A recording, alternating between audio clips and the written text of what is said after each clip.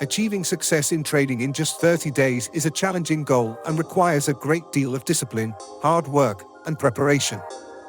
Here are some steps you can take to help increase your chances of success.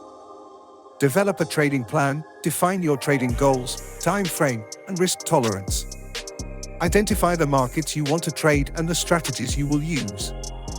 Educate yourself, gain a deep understanding of the markets you want to trade and the factors that influence them. Read books, attend webinars, and take online courses to improve your knowledge. Practice with a demo account. Most online brokers offer demo accounts that allow you to practice trading in real-time market conditions without risking real money. Keep a trading journal, record your trades, including the reasons for entering and exiting each trade. Use this information to continuously evaluate and improve your trading strategies.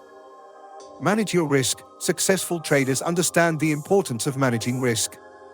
Determine the maximum amount you are willing to lose on any single trade and stick to that amount. Stay disciplined. Stick to your trading plan even when you experience losing trades. Don't let emotions guide your trading decisions. Stay up to date. Stay informed of the latest market news and events that may impact your trades. Remember, success in trading takes time and effort.